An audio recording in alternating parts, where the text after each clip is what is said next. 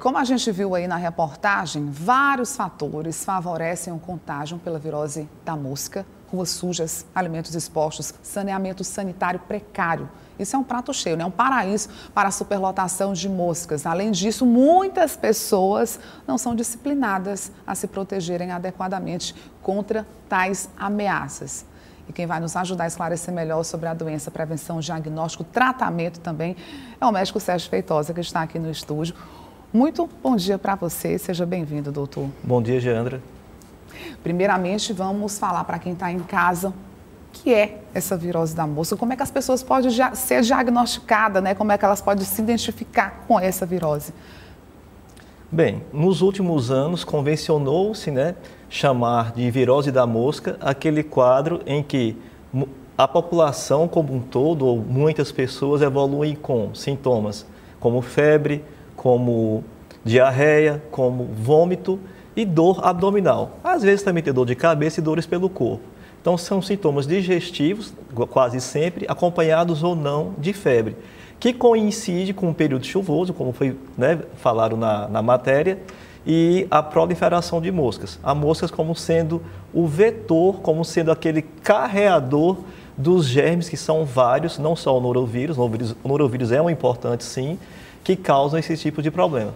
Esses são os principais sintomas, mas vale ressaltar que nem todas as pessoas apresentam todos os sintomas. Às vezes apresenta só um ou dois e é a infecção da mosca. Verdade, né? Por exemplo, numa casa tem uma criança com febre, vômito e diarreia, mas às vezes a mãe não vai ter febre, vai ter só diarreia, o pai vai ter só o vômito, o irmão vai ter só dor de cabeça e dores pelo corpo, mas adoeceram no mesmo período uma casa que está tomada pelas moscas, né? Então a gente pode sim, nesse caso, colocá-los todos como tendo sido acometidos por doenças trazidas pela mosca. E tem casos de desidratação, casos mais graves, não é isso, doutor?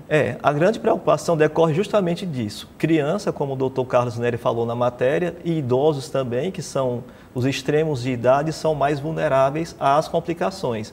Por exemplo, a desidratação. A desidratação, ela pode tirar a vida de uma pessoa.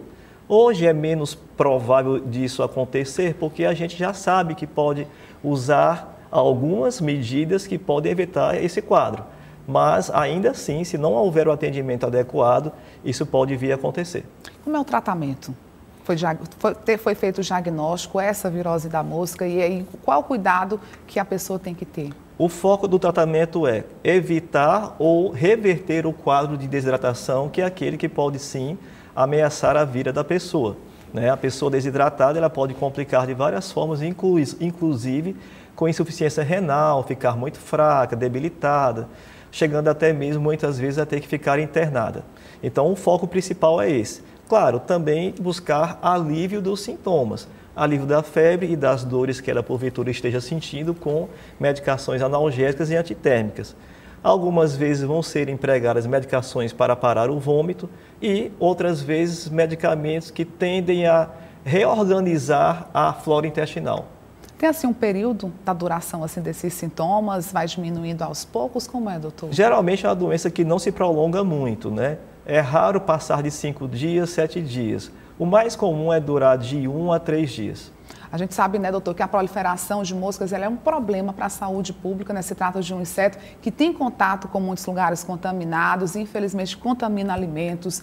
E aí, no caso, é um hospedeiro, né, dessa doença, mas tem como se proteger? Tem sim. Você, em casa, individualmente, né, claro que você deve cobrar de quem de direito que faça os investimentos necessários em saneamento básico e tratamento d'água e limpeza urbana.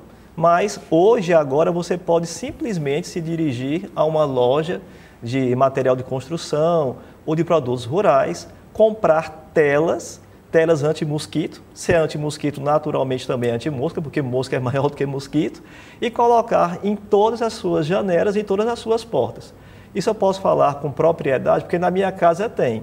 Nem sempre teve, mas tem uns bons anos que já tem, e lá em casa simplesmente não tem mosca. Não tem mosca, não tem mosquito da dengue, né, o Aedes aegypti e outros bichos. E também tem a questão da higiene, né? A questão de lavar as mãos, a questão do manuseio, da preparação dos alimentos, a questão da água também, né, doutor? Tem sim. Essa parte é básica, não pode faltar. Mas se a casa não dispõe de telas, imagine que as moscas, mesmo com todos os cuidados de higiene, elas vão acabar adentrando. E elas muitas vezes pousam no lugar mais natural, que é o quê? O chão. E onde fica a criança? A criança, um bebê de 7, 8, 9 meses, a criancinha de 1, 2 anos, fica no chão. Coloca a mão no chão. E coloca a mão aonde depois? Na boca. Na boca. Então adoeceu. Então a melhor, em termos de custo-efetividade, porque eu não sei dizer para você agora o preço do metro quadrado de uma tela, mas acredito que não seja um valor muito alto. Então, é um trabalho que só tem uma vez, você coloca e você simplesmente impede de maneira mecânica que as moscas entrem na sua casa. Uma dica muito importante. E aí, no caso, apresentou esses sintomas aqui em Picos, onde é que as pessoas podem procurar ajuda, né, um atendimento médico com esses sintomas, doutor? Podem recorrer a qualquer unidade de saúde, ao hospital regional, no caso das crianças também ao pronto atendimento infantil municipal, né, aos postos de saúde, né, e também, quem preferir e tiver meios próprios, dispor das unidades particulares de saúde.